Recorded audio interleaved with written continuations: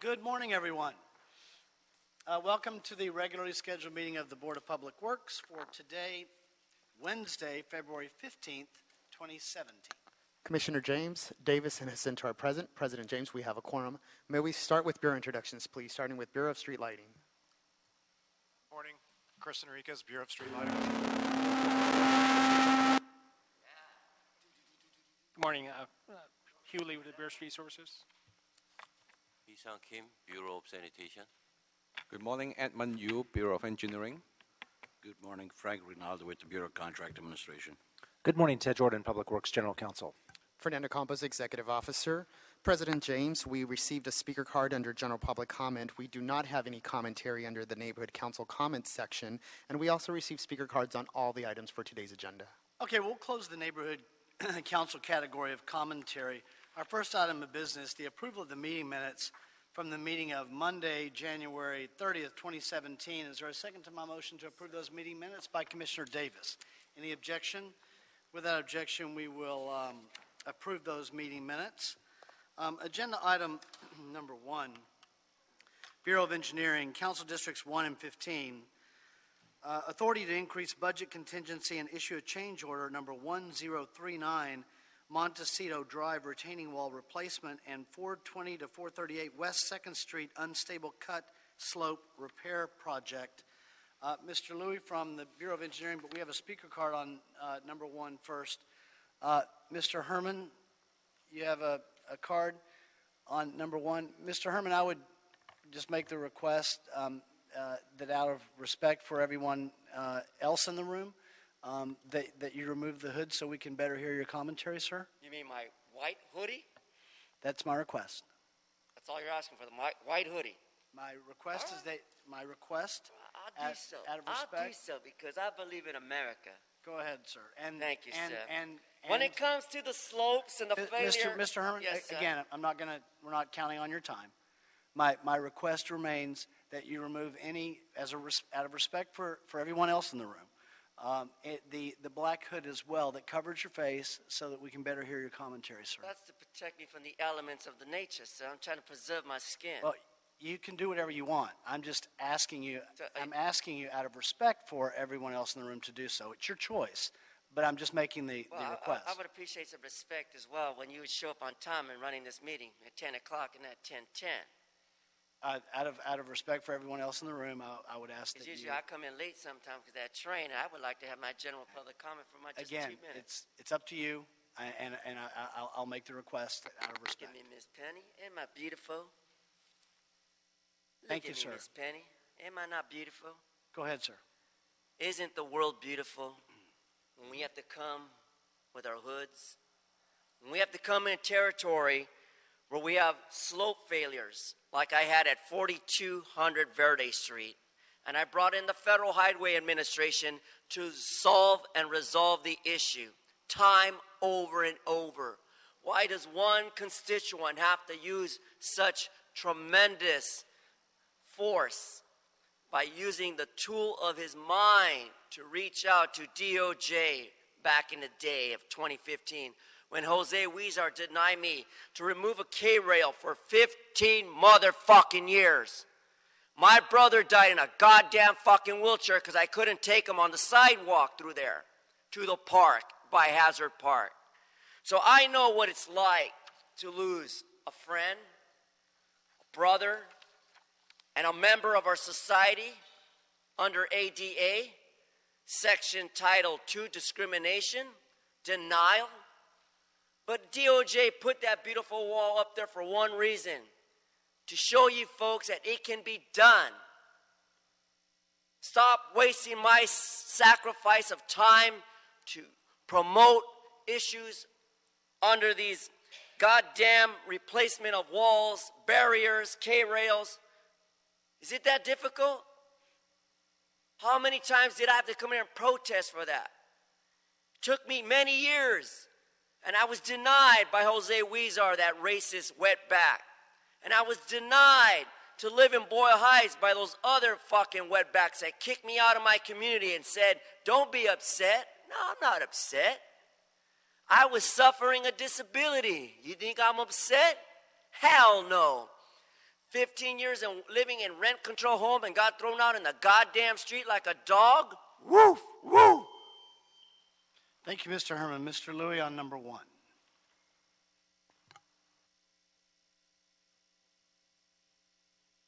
Good morning. My name is Richard Louis with the Bureau of Engineering, and I am here for the Montecito and 2nd Street repair projects. The Bureau of Engineering administers the Emergency On-Call Geotechnical Structural Construction Services list, and the intent of this contract is for the stabilization of hillsides and slopes within the city of Los Angeles. On June 25th, 2013, a construction order was awarded to John S. Meek Company from the Emergency Geotechnical Structural Construction Services list in the amount of $672,715. The work for this project included construction of a replacement concrete retaining wall near the address of 1039 Montecito Drive, and work to stabilize an existing steep slope at 420 to 438 West 2nd Street by constructing a retention system consisting of soil nails and shotcrete. During the construction of the 2nd Street soil nail wall, several different site conditions were encountered. First, it was discovered that the site had potential historical significance. Therefore, extra cost and work was required to make the site available for archaeological monitoring as well as cultural resource monitoring. Additionally, during construction, LADBS Building and Safety determined that the existing slope was different than what was indicated in the plans. It was steeper than what we had indicated. Therefore, additional grading was required to make that slope at a 2-to-1 slope per the plans. Lastly, the contractor experienced a loss of efficiencies due to delays in LADBS inspections, as well as due to the fact that the contractor wasn't able to simultaneously construct the Montecito site and the 2nd Street site at the same time. Therefore, change orders are required to compensate the contractor for these differing site conditions. Change Order 14 covers the cost of this extra work, as well as provides the final bid item adjustments to close out the project. The city engineer has authority to issue a change order up to $100,000. The total cost for change order number 14 is $142,419.22, which is above the city engineer's authority. Additionally, in the past, it was customary for construction orders under the Emergency Geotechnical Structural On-Call list to be awarded without explicit contingency. This has since been changed. Now we do explicitly state the contingency in our construction orders, but in the past it wasn't. Therefore, this board report recommends the board authorize the project contingency retroactively. So in conclusion, we recommend that the board adopt this board report to authorize the city engineer to issue change order number 14, to authorize $142,419.22 in additional contingency for the project, and to approve a revised construction budget of $815,134.22 for the project. Mr. Louis, thank you, sir. Comprehensively, as usual. Commissioner Jacinto. Thank you, President James. Agree. Good morning, Mr. Louis. We're at 21% of the original contract. Do we feel we're going to stay there? Are we going to, as we close out, are we going to be less, or are we going to end up at 21% over there? This is it. This is it? This is it. Close this out. This will close us out. Okay. And, you know, the archaeological monitoring, that was unexpected too.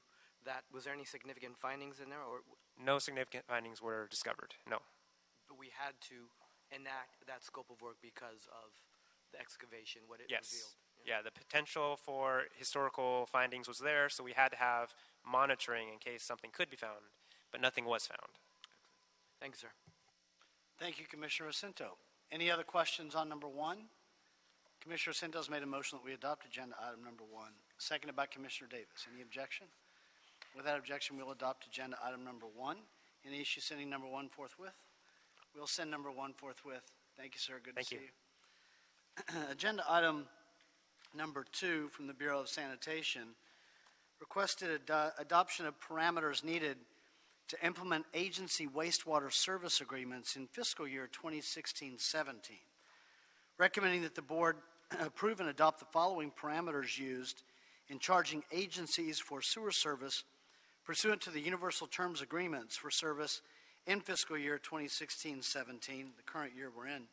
First, treatment plant capacities for flow and for two measures of sewage strength, biochemical oxygen demand, and suspended solids. Second, standard flow and strength loadings in sludge returned to the sewers from reclamation plants. Third, factors for distributing operation and maintenance costs to the treatment parameters. Fourth, factors for distributing capital costs to the treatment parameters. And fifth, the average percentage of water usage from commercial customers discharged to the sewer system. Agenda item number 2, Mr. Herman, you have a card. Mr. Herman? Mr. Herman? Okay, Ms. Rocha, go ahead. Hi. Good morning, Mr. President, Commissioners, Bureau representatives. My name is Susan Rocha from LA Sanitation Financial Management Division. I'm responsible for the billing, the wastewater billing of our contract agencies. These are the agencies outside the Los Angeles limits that discharge their wastewater to our system. We have 29 agencies. 20 of them are under the universal terms because the contracts are all the same or very similar.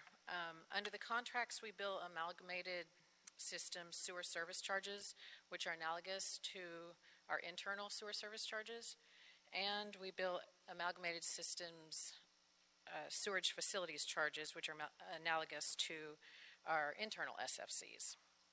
And we come to the board each year to ask the board to adopt certain parameters that are used to calculate those charges. The parameters, I believe you listed them. Do you have any questions? Any questions at all from Ms. Rocha?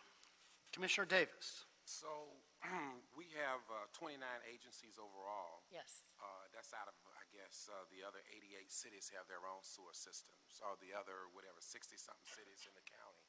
These are cities that are in the county area or the county, or unincorporated. Jurisdictions if they're not cities. Is that correct? Correct. And then we have 9 of the 29 that don't have universal sewer services, right? Correct. Is that because they have arrangements with us that are temporary or that are on another time span, or how does that work in terms of? Well, we do have a couple that we have worked with, and we're actually up to 22, but the contracts have not been signed at this point, so we've brought in 2 more. So that brings it up to 22 of the 29. The others are like the Wilshire building in Santa Monica, or I'm sorry, in West LA, random pockets, addresses that maybe we have wastewater service under, I'm sorry, we have DWP water service, and so we're able to just deduct the charges on there.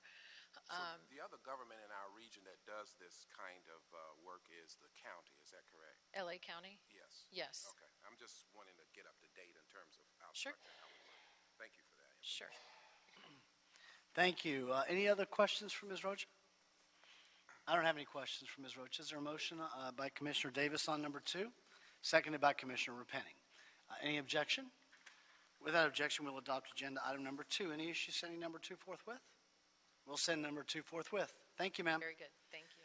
Agenda item number 3, requested adoption of rates needed to implement agency wastewater service agreements in fiscal year 2016 to 17.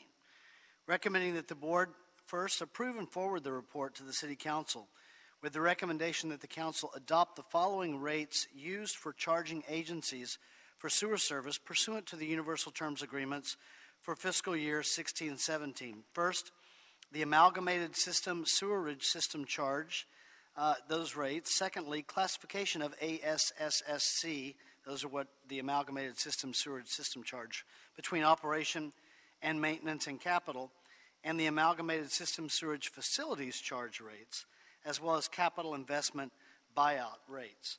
Mr. Herman has a card on number 3. Mr. Herman on number 3. Mr. Herman's not in the room. Ms. Rocha, go ahead. Okay, thank you. So we also come to the board each year to adopt the rates. This year, I noticed that we had a fiscal impact statement that said it was a net increase to the SCM, Sewage Construction and Maintenance Fund. However, we were looking at it, and it's actually a net decrease. So I just wanted to go on record that it is a slight decrease. Some of the charges did go up, some of them went down, because we have the 4 parameters. And the reasons for that decrease are that in the past we've based the rates on the entire WCIP, which is all of the projects. And last year when we were talking to the agencies, they wanted a closer reconciliation, because these are just the projected charges. They wanted a closer reconciled rate, or charges actually, because that's how it boils down to them. So they wanted us to be able to maybe go based on the budgeted numbers rather than the entire CIP. And so we backed that down, which actually reduced the rates. So this is the first time that we're seeing that decrease like this.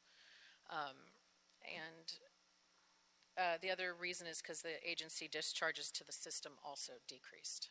Okay. So, do you have any questions? Thank you, ma'am. Any questions at all from Ms. Roach on number 3? I don't either. Commissioner Davis has made a motion for number 3, seconded by Commissioner Repenning. Any objection? Without objection, we will adopt agenda item number 3. Any issue sending it forthwith? We'll send number 3 forthwith. Thank you, ma'am. Thank you. Agenda item number 4, Office of Community Beautification, recommending that the board authorize $142,419. Whoops, sorry about that. That's number 1. Number 4 is in Council District 9, Office of Community Beautification, a contract amendment, Coalition for Responsible Community Development, recommending that the board authorize the Office of Community Beautification to amend an existing contract with the Coalition for Responsible Community Development in the amount of $250,000 to provide funding for supplemental community beautification services in Council District 9 during the calendar year 2017. Mr. Herman, you have a card on number 4. Mr. Herman on number 4. Mr. Roch. Good morning, Paul Roch, Director of the Office of Community Beautification.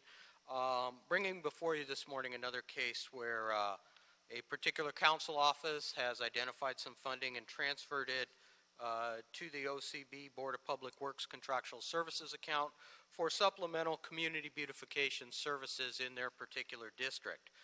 In this case, it's the Office of Councilmember Price, seeking to enhance the services in Council District 9. So we are requesting board authorization to amend an existing contract with our contractor that services that particular portion of the city for enhanced graffiti abatement, weed abatement, litter cleanup, bulky item pickup, and any other services as directed by the council office or OCB, utilizing CRCD, which will be hiring and utilizing youth and young adults who live in the district to perform these services. Excellent. Any questions for Mr. Roch on number 4? Commissioner Jacinto. Thank you. Paul, just a comment. These contracts, when we augment, are incredible because they allow our OCB contractors, in this case, Coalition for Responsible Community Development, CRCD, and it says, and I love this statement in the board report, utilizing youth and young adults from the local community. They earn a paycheck while providing valuable services, developing workplace skills, and a sense of community. And we could do that with local, indigenous young people and adults too. That's just, that makes it exactly. Los Angeles. Besides providing the services to the city, we're providing job opportunities, training to a lot of people as to, how to do things such as simple as, fill out a time card and be to work on time and have those responsibilities and earn a paycheck that can help them out as well. So. Excellent. Thank you, sir. Is that a motion on number 4? Second. Oh, Commissioner Penning, I'm sorry. I just want to chime in. It's great to see resources go where they're needed. As you know, we've been collecting data on cleanliness in our city, and this continues to be one of the areas that needs the most help. So I appreciate that. And can we make sure we're doing our meeting next week to look at the next round of data? Can we make sure that there's a rep from this organization in that meeting? Are the South LA ones next week? Yeah, or we're going I to don't do know all if of I South LA. know about. I think you're on Okay, there. all right, but we'll check to make sure CRCD All is right, there. thanks, so. Paul. All right. Great, thank you, Commissioner Repenning. So Commissioner Arcento's motion, seconded by Commissioner Repenning. Any objection? Without objection, we'll adopt agenda item number 4. Any issue, sending it forthwith. We'll send it forthwith. Thank you, sir. Thank Agenda you. item number 5, joint reports from the Bureau of Engineering and Contract Administration requesting authority to execute amendment number 2 with Turner JGM Proposition Q Citywide Public Safety Program, recommending that the board approve and forward the report with transmittals to the mayor and city council requesting the following. First, approve amendment number 2 to the contract between the City of Los Angeles and Turner JGM, a joint venture, to extend the total contract term from February 18th, 2017 to February 18th, 2020. That's a 3-year continuance. And authorize myself or 2 members of the board to execute amendment number 2. Alan Espiritu. Good morning, sir. Good morning. My name is Alan Spiritu with the Bureau of Engineering Bond Programs Division. We're requesting the board to approve amendment number 2 to basically provide continued support for construction management and project management services for the police bond program. Amendment number 2 basically does increase the contract ceiling amount for Turner JGM, but basically extends their contract duration for another 3 years. Under the police bond program, there's approximately 4 projects left, and the reason that we're requesting the board approve amendment number 2 is because the contractor filed a delay claim for the projects. Basically, Turner's providing cost estimates, schedule delay review, and also construction review, basically, of the project. Turner, basically, in regards to their MBE, they pledged about 30.74 for the MBE, and currently they have 30.21%. The WBE pledge is 10.4%, and they're actually achieving 11.97%. Any questions? Commissioner Arcento on number 5. Thank you, President James. Alan, thank you for this report. A couple of things. So we're extending the contract by 3 years, and there's a clause that says our contractor performance evaluation is on file. Can you sort of give briefly, what is our, our sense of their performance over their sense of performance? Turner's been pretty good. I mean, we had no issues with them. They've been very responsive to whatever we had requested. As far as performance of work, we had no issues with them. So they've done adequate work for us on this contract. They did an excellent job, basically. An excellent job. Correct. Okay. There's that, and they did a good job. They exceeded the MeBe-Weeby numbers, although it went down a slight bit too from the original goals. Yeah, they were above the that. reason why is basically the bond program. We usually request a contractor to provide us services, and sometimes we actually cancel those services, and that's why the MBE sort of lowered down. Okay. They had good numbers and good MeBe-Weeby numbers, so thanks. Agreement's been around for quite a while. Do we think that this 3-year extension is going to get us there? It should be basically Alan Kawaguchi's saying yes. Okay, so we're not going to come back for another extension on this one, Alan? Okay. Go ahead, sir. Basically, there's only 4 projects left. Basically, 3 of the project is in post-construction. 1 project is going to be ending pretty soon. So we don't see in the future extending their contract. Okay. Anything further on number 5? Commissioner Sindel's made a motion for number 5. I'll second it. Any objection? Without objection, we'll adopt agenda item number 5. Any issue sending number 5 forthwith? We'll send number 5 forthwith. Thank you, sir. By the way, Mr. Herman, were you here on number 5? Mr. Herman on number 5? There's a card on number 5. Okay. No, Mr. Herman on number 5. Agenda item number 6, Bureau of Sanitation and the Bureau of Contract Administration.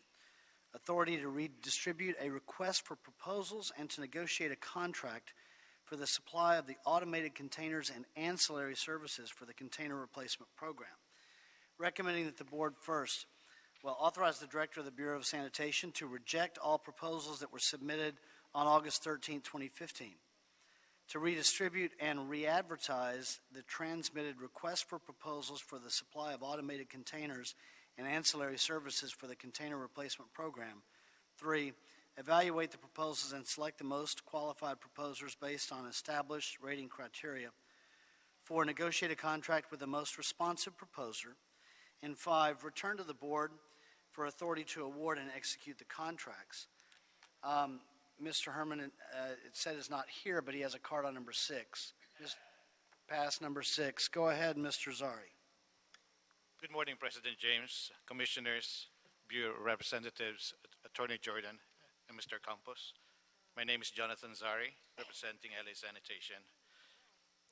LA San is responsible for weekly residential curbside collection for residual waste, yard trimmings, and recyclables to over 745,000 households citywide.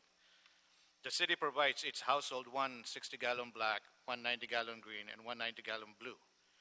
On average, a total of 3,000 containers are deployed weekly. LA San averages approximately 160,000 containers replacement each year.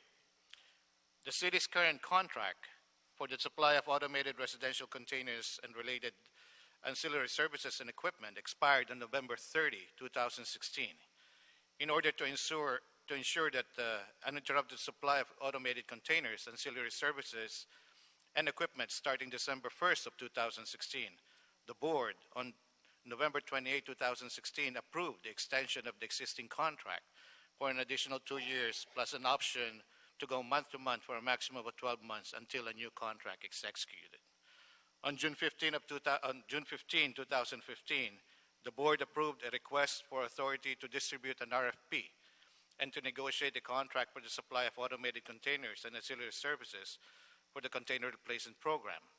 On August 13, 2015, 2 firms submitted proposals in response to the RFP. After reviewing the 2 proposals, LA San determined that it is in the best interest of the city to redistribute and re-advertise this RFP. LA Sanitation is requesting that the board authorize to re-advertise this RFP to obtain qualified proposers, which will allow LA San to negotiate a new contract with the most qualified and responsive proposer. Thank you, sir. Any questions for Mr. Zari on this? Commissioner Repenning? We've been talking, Jonathan, about just how we can make sure that we're trying to get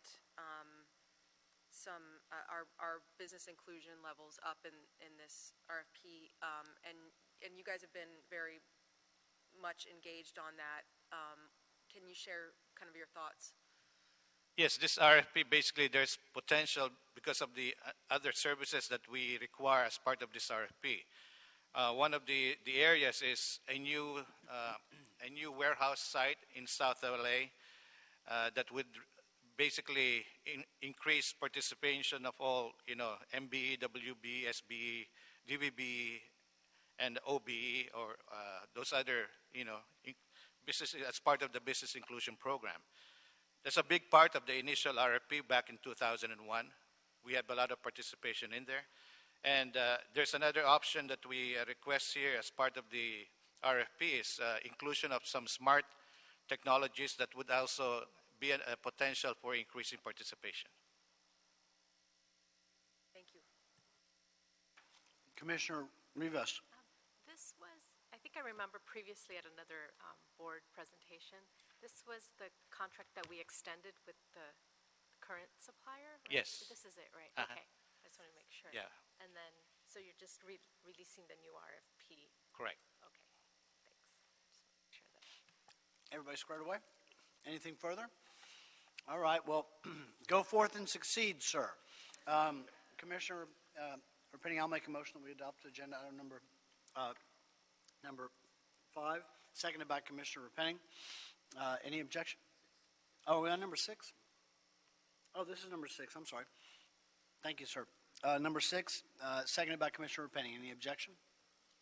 Without objection, we'll adopt agenda item number 6. Any issue sending it forthwith? We'll send number 6 forthwith. Thank you, sir. Agenda item number 7.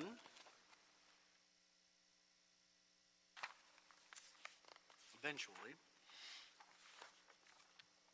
A motion, Office of Accounting and Bureau of Sanitation, requested authority for expenditure, Southern California Alliance of Publicly Owned Treatment Works, requesting board approval and execution of an authority for expenditure in the amount of $50,000 to pay for our annual 2017 membership dues for the Southern California Alliance of Publicly Owned Treatment Works, which provides leadership, technical assistance, and timely information to promote regulations that focus on the sustainable protection of the environment and public health. Diane Gilbert-Jones, our resident membership liaison. Go ahead, ma'am. Good morning. Good morning, President James, Commissioners, Board Executives. I'm here to provide information concerning our membership with the Southern California Alliance of Publicly Owned Treatment Works. It's an alliance that the city was actually involved in the formation of back in 1992 with 4 other large Southern California wastewater agencies. We were one of the members that actually helped start this organization. We've been actively involved in it since 1992. I am currently the biosolids co-chair for that alliance, and also we have Jim Marchese, who is actually the co-chair for the air committee for that group. We're actively involved in this organization, and we have benefited greatly from its inception concerning the use of biosolids throughout Southern California, and also in looking at new technologies for wastewater treatment, and also for the use of reclaimed water at our facilities as well. The Southern California Alliance of POTW is actively involved currently right now in looking at reuse options for reclaimed water, and also reuse options for the use of biosolids and other organic residuals that we use concerning fats, oil, and grease, and also with food waste. And so they are actively involved in the regulatory scheme for those items, and was essential in getting the Cal Recycle new regulations for organic residuals actually updated and passed this last year, that related to some of our compost operations and some of our green waste and chipping and grinding operations. So we have benefited tremendously from this organization, and that we would ask that you approve the annual dues that are due this year of $50,000. Thank you. Ma'am, Commissioner Davis? Yeah, I'm very glad to hear that we have benefited in terms of, I guess, best practices that are implemented regionally from other areas, as much as I would suspect that we have been of benefit to those agencies as well in terms of our practices. Is that pretty accurate? Yes, that is correct, especially in the biosolids arena. Sure, and collaboration is always a strength in any work situation, particularly in public service. Have there been other regional collaborations like ours in other areas of the state, like in Northern California and elsewhere? That's a good question. Actually, in the last 10 years, the Northern California has actually developed its own 2 groups like this. One is called the Bay Area Group, and one is called, which is the BACWA. That's the acronym for that. And then also in the Central Valley, they have one as well that they formed in alliance with SCAP as well. Sure. Correct. And is there a national association to which we belong or could belong, or have we not advanced that far as of yet? Well, the national association we are currently in is the National Association of Clean Water Agencies, which is at the national level. And then, of course, there's at the California level, the California Association of Sanitation Agents. But the SCAP is at the actual local level, where Southern California agencies are actively involved in this particular organization. Okay, thank you very much. And is $50,000 what we spent on this last year as well? Yes, that annual fee is based upon the amount of wastewater flow that you treat daily. So that's a set amount. That's how the fee structure is for that particular organization. Okay. Thank you. Any further questions? Mr. Herman had a card on this. Mr. Herman, are you here? Mr. Herman is not here. Is there a motion on agenda item by Commissioner Davis has made a motion on agenda item number 7. I'll second it. Any objection? Without objection, we will adopt agenda item number 7. Any issue, sending it forthwith? We'll send number 7 forthwith. Thank you. Thank you. Agenda item number 8, authority for expenditure, County of Los Angeles, Department of Public Works, Office of Accounting and Bureau of Sanitation, requesting board approval and execution of an authority for expenditure in the amount of $210,000 to pay for solid waste management fee of $1.50 per ton for the tonnages diverted from BFI Sunshine Canyon Landfill to Waste Management El Sobrante Landfill for fiscal year 2016-17. Mr. Herman, you have a card on number 8. No, Mr. Herman on number 8. Mr. Potter. Good morning, President James, Commissioners, Bureau Reps, City Attorney, and Executive Officer. What you have before you here today is a request for increase of $210,000 to the AFE in order to pay the fees related to out-of-county disposal. This request is to cover the increased cost related to the tonnage that is being diverted currently due to a stipulated agreement that Sunshine Canyon entered into. In that agreement, there is no transfer trucks being delivered to Sunshine Canyon between the hours of 6 and 9 a.m. With that change in delivery method, we had to alter our deliveries. So between 6 and 9 a.m., we were sending trucks to another facility, which is out of LA County, and that will cost us $1.50 more per ton. If you have any questions, I'd be glad to answer. Commissioner Davis? In terms of the new policy that the Canyon has adopted, obviously this is a short-term solution for us to go out of the county. And is there any other alternatives that we are exploring should this policy persist in terms of our limitation to regularly use it based upon our needs? Or have we gotten to that point in planning as of yet? I would say that we're in discussions currently. This is a stipulated order that was just entered into. We're looking at our contingencies as it's related to this order and future actions that may occur, because there's also other, the AQMD board has other things that they're looking at and may impose other changes. So we're constantly working with Republic, Sunshine Canyon, and our own staff to ensure that we have adequate coverage for the delivery of all of our solid waste.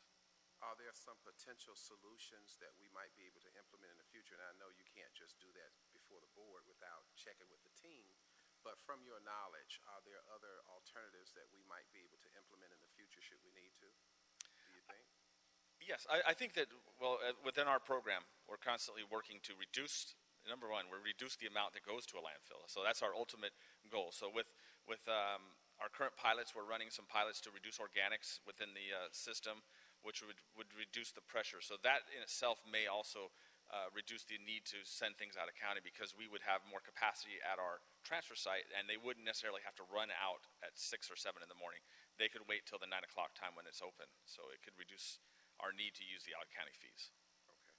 And so in terms of our goals on zero waste, we obviously are on schedule and on time with regard to our anticipated goals on zero waste and reducing what we send to landfills, pretty much. Yes, we currently are, yes. And we're pushing even harder every day to make sure that we meet all the upcoming goals. Thanks. Thank you, sir. Any fluctuation in the tip fees? I realize that we go to different locations, we have to pay different amounts, but are they pretty much staying the same at these locations right now? Yes, cost dollar averaging, because there are increased costs for out-of-county fees and other fees. When you look at it overall, we're probably seeing, when we ship it out, we're seeing probably about $1 more per ton. So it's not a significant amount. And we're only looking at, on a daily basis, we're diverting maybe 600 to 700 tons a day. So it's not significant. Okay. Anything further? Commissioner Davis made a motion on number 8, seconded by Commissioner Repenning. Any objection? Without objection, we'll adopt agenda item number 8. Any issue sending 8 forthwith? We'll send number 8 forthwith. Thank you, sir. Thank you.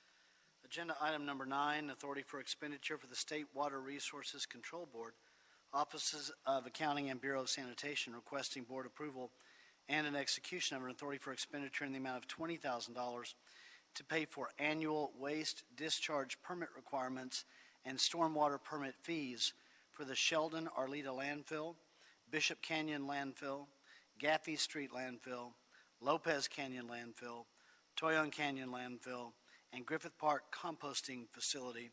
Mr. Herman on number 9. Mr. Herman's not here. Mr. Karum on number 9.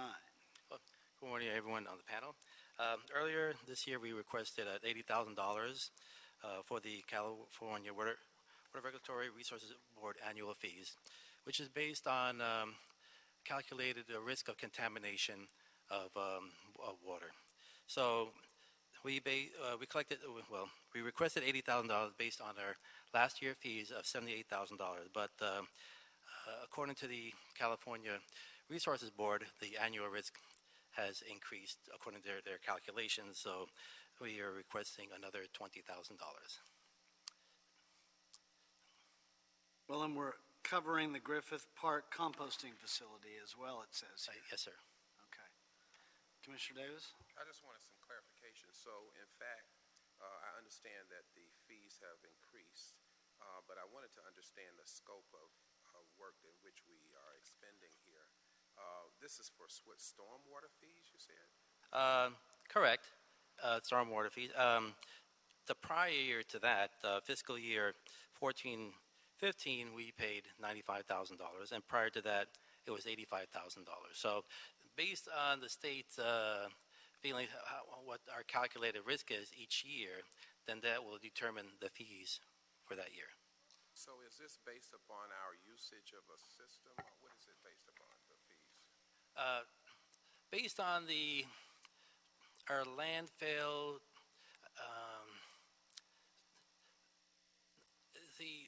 it's not really the usage because each landfill, for example, Griffith Park, you have composting. So they say, okay, there might be some runoff, do that. And then, for example, maybe Gaffey, we have what's called chip and chip. So it's so they'll look at, okay, possibly there might be a runoff, and possibly, but then there could be contamination from other fields, but they're not concerned. They're just concerned what's on our field, and that's how they determine. I guess it's based on their gut feel, in my opinion. Thank you, Commissioner Davis. Anything else? Is there a motion on number 9? By Commissioner Repenning, seconded by Commissioner Davis. Any objection? Without objection, we'll adopt agenda item number 9. Any issue sending it forthwith? We'll send it forthwith. Thank you, sir. Thank you.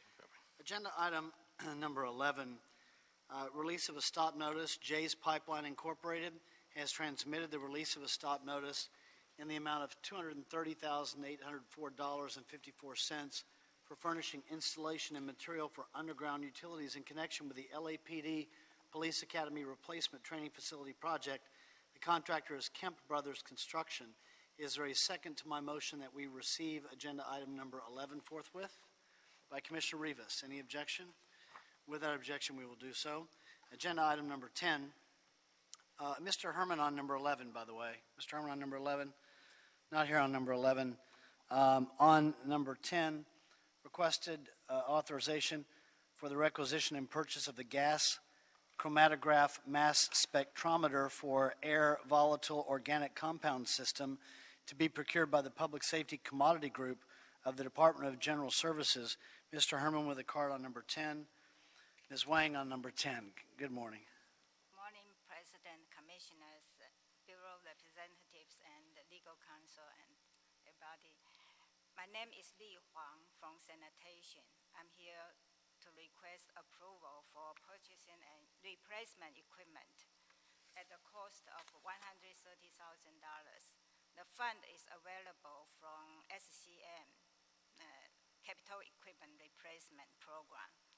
So this equipment is a replacement equipment used for TAC, toxic air contaminant testing, because AQMD require wastewater treatment plant, sewer system, and landfill to have a permit, and the permit require to do this TAC testing.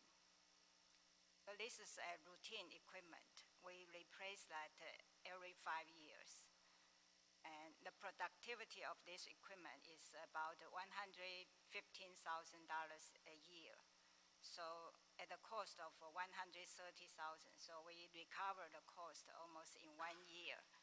And besides, the air sample is hard to send it out because the holding time is usually only 1 day. So we have to do that in-house.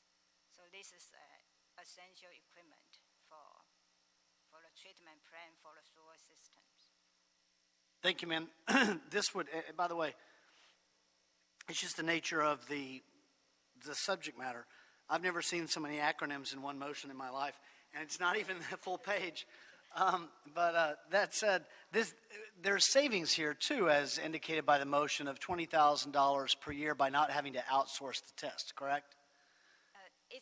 We have to replace that every 5 years. Okay. If we don't replace, we have to repair.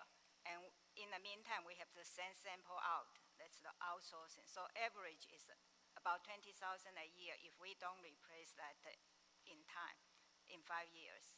Okay. Thank you. Any questions, any further questions from Ms. Wong? Then I'll make a motion that we adopt agenda item number 10, seconded by Commissioner Repenning. Any objection? Without objection, we'll adopt agenda item number 10. Any issue sending it forthwith? We'll send it forthwith. Thank you, ma'am. Thank you. Agenda item number 12, we have an oral report. Before we do the oral report, let's take our general public comment. And Mr. Herman, general public comment. Mr. Herman, then we'll close general public comment and go to our oral report on the semi-annual task order solicitation process update for all bureaus.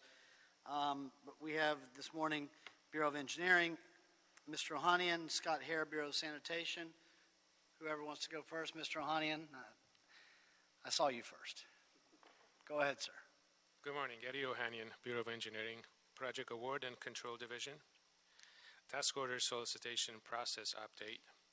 Bureau of Engineering issued 4 task order solicitations in Business Assistance Virtual Network, known as BAVN, for the period of August 1st, 2016 through January 31st, 2017.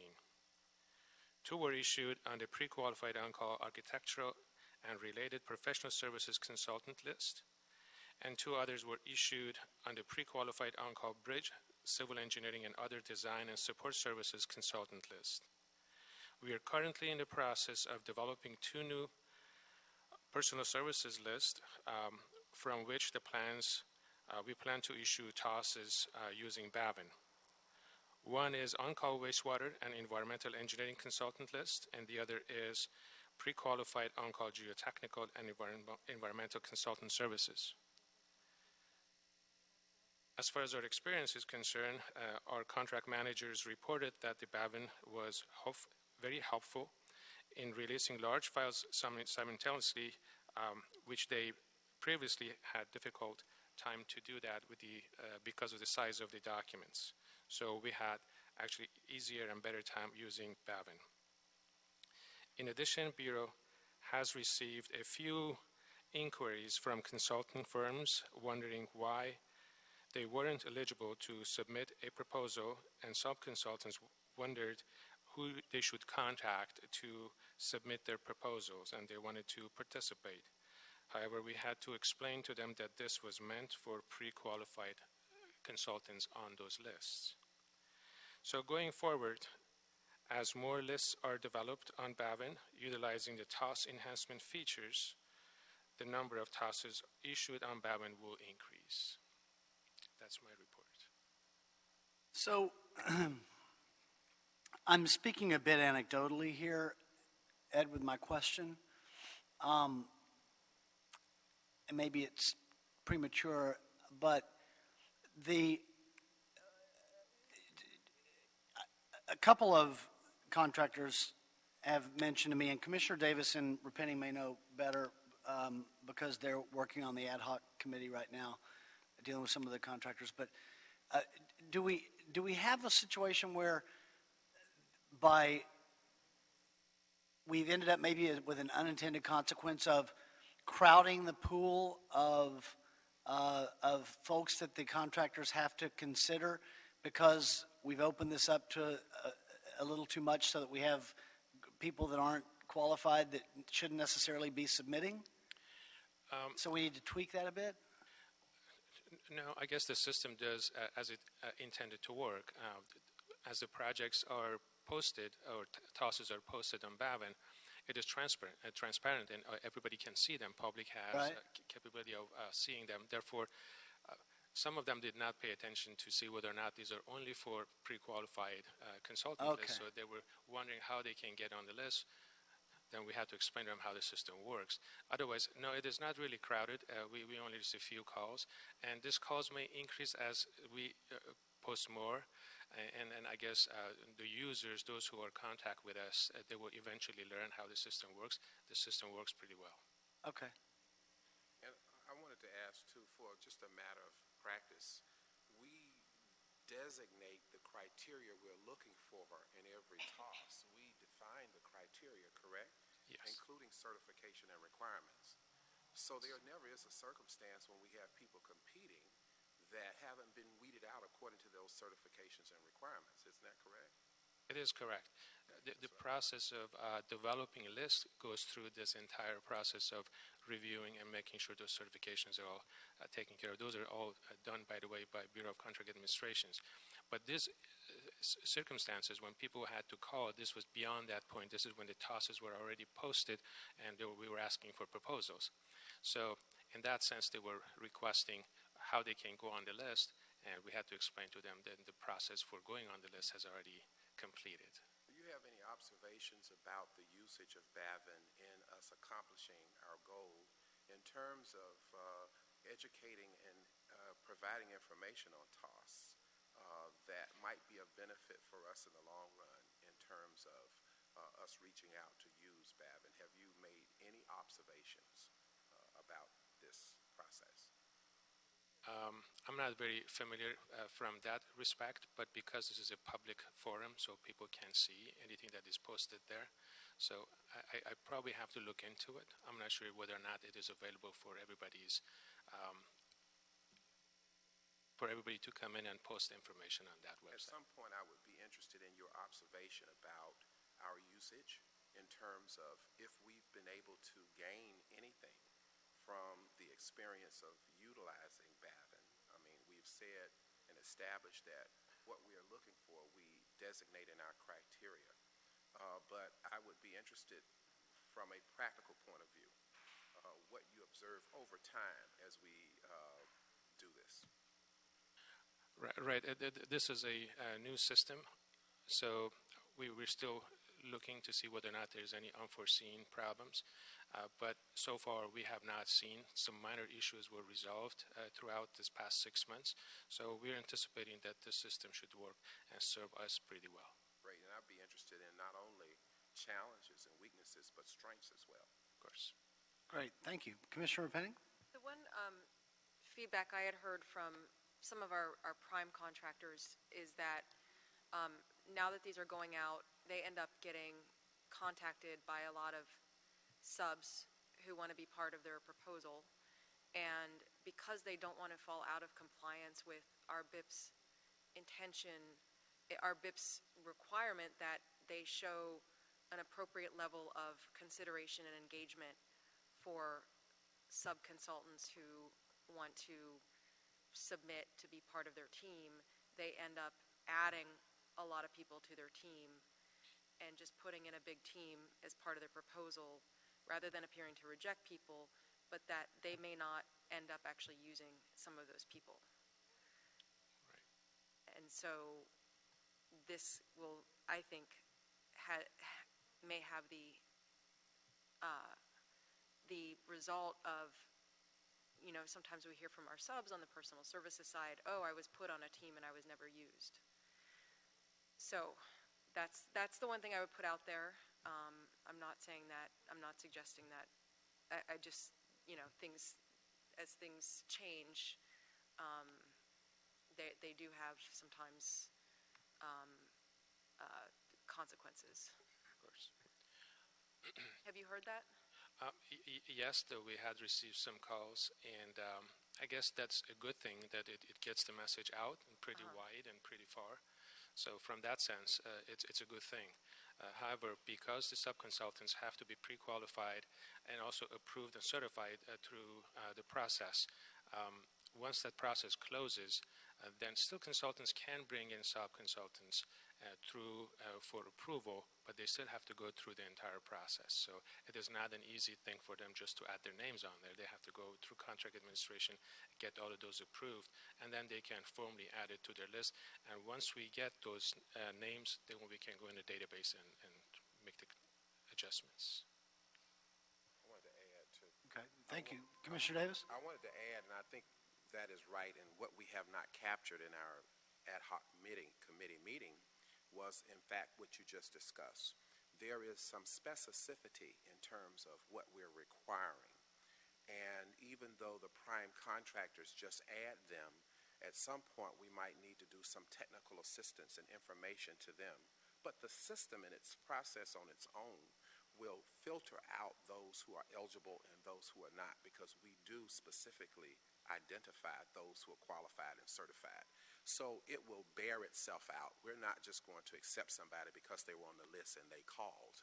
Even though prime contractors might do that, they need to be educated and given information that they don't have to do that if they are capable of weeding out the certification or qualification, or it might be that it really does need to go through engineering to determine it, and then in and of itself, it will result in those who are certified and qualified to ultimately participate or not.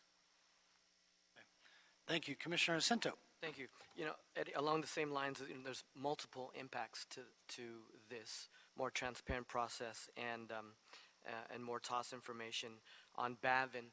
Is it safe to say that one of the impacts could be that there is more there's more focus and knowledge of the subcontracting or the pre-qualified on-call list, so therefore when that comes up again, that there'll be a larger pool, there'll be more competition, there will be more people that would be participating, so we'll get a better system or ecosystem to choose from? Is that one of the unintended consequences as well? Yes, of course. This really, as it goes on, and probably within the next few years, as more contracts expire and there's more as put in through BAVN, because of this, how wide it is and made available to everyone to participate, I guess it's going to make it better and better as it goes. Therefore, it's going to help the city benefit from the lower costs. So there is that economic benefit there. That was the intention. That was the intention. Right. Okay. And that was the intention. But there may be, which we knew going in, there may be some additional. Look, there are going to be things that'll pop up. There may be some additional costs that these guys have to incur along the way. There's a learning curve. There's a practice curve. So it proceeds. Thank you, sir. You're welcome. I have a question, Mr. Ohanian, Fernando Campos, Executive Officer. From your observation and just your experience doing the TOS automation over the last couple of months, what would you say is the additional administrative burden, if any, ongoing electronic and automating the TOS process on BAVN? I don't have that answer. I'll probably bring in that information next time. Perhaps maybe at the next status update we can find out if there's any administrative burden additional. So I'm hearing a lot of great things, and I'm hearing your report, and I appreciate it. Just wanted to see what type of impact does that have administratively and operationally on our staff. Right. A quick answer will be, I don't know if there's any increased administrative services. However, because of the number of calls that we received and we had to respond, and those numbers will eventually increase more and more. I guess those are the some of the difficulties that we had to go through, and then be patient in explaining to folks who call. But in terms of actual doing work, going through the process, doing it manually or going through BAVN, that information I have to come back. Okay, thank you. You're welcome. Bureau of Sanitation? Anything else? Hello, Mr. President. Good morning. Board members, representatives. My name is Scott Hare. I'm with the Bureau of Sanitation, Wastewater Engineering Service Division. And I'm here to address the TOSs that have been awarded under LA BAVN for both our division and for the other ICSD, the other division in sanitation that uses an on-call system.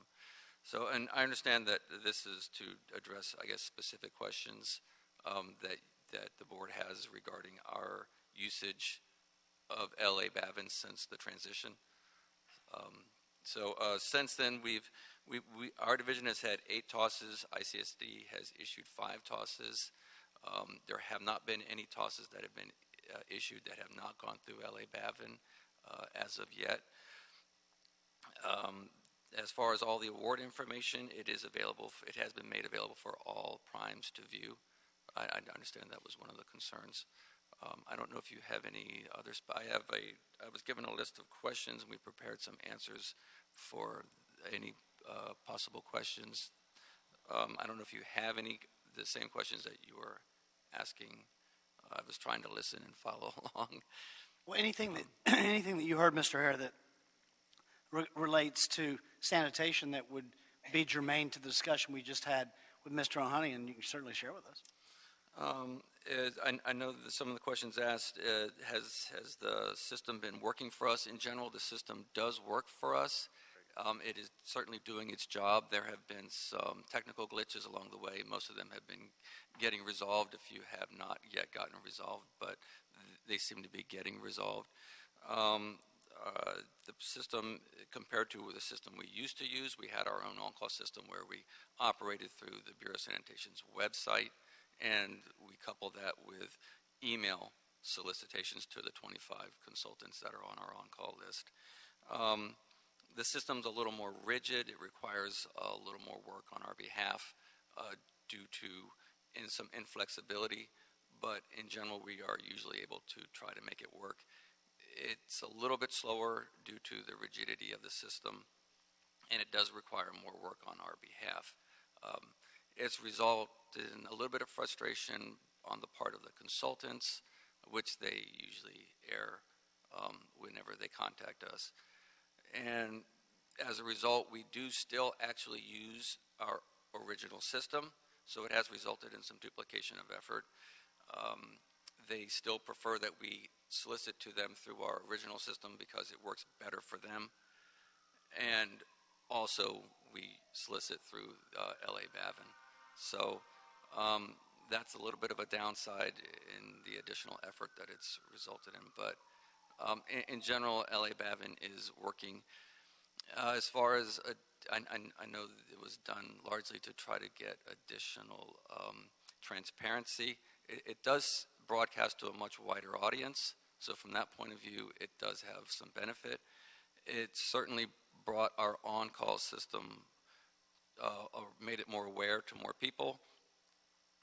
That's good from the point of view of making more people aware of different ways that we're soliciting for work.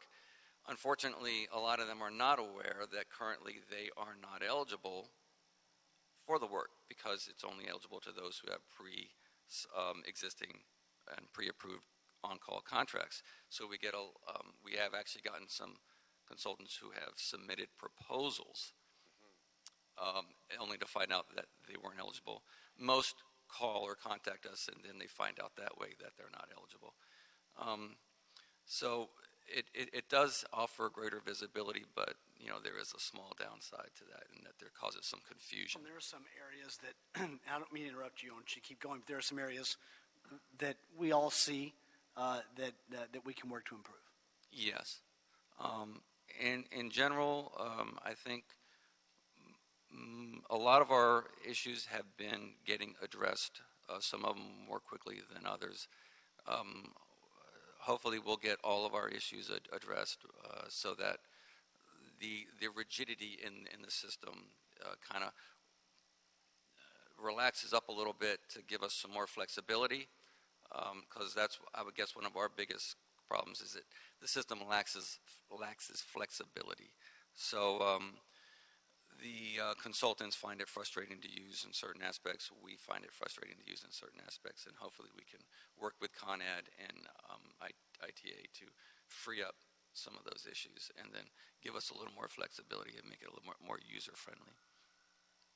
I don't know if you have any specific questions. Thank you, sir. We appreciate it. Commissioner Davis? Yeah, I would be interested in how we deal with the gap analysis. That is, how do we deal with the fact of those individuals who now have discovered that they have to be on a pre-call list, and yet, in fact, they're not on the pre-call list? To what degree can we give them the appropriate information so that in the future they can be a part of that pre-call list, so in fact that we can expand it to more individuals, given the fact that the goal of us going to Bavin in the first place is to expand the underrepresentation of certain categories of individuals who could potentially be doing business with us. So in summary, even though now that they have discovered that we are doing this business and they are not eligible, how do we deal with this gap of information they need to get eligible in the future if, in fact, they could be qualified, so that they expand our potential. From the point of view of potential prime contractors, we could probably implement a system where when we are contacted by somebody who would like to work in a prime position. Would you like to do that? Would you like to answer that? Okay. Hello, everyone. My name is Tu Van Ho. I am the one who managing the on-call contract. So to answer your question, like when we receive the phone call from some company who are not eligible to bid on the TOS, we invite them to pre-proposal meeting. Yes. And then we explain to them the process and the reason why they're not eligible. And then we explain to them how they participate in the TOS. Sure. By they contact the prime, and then the prime conduct the mini sub-consultant outreach to add them on the approval sub-consultant list. So that means like the prime can use them anytime in the future. Great. So that's the procedure that we work with BCA, that they give it to us.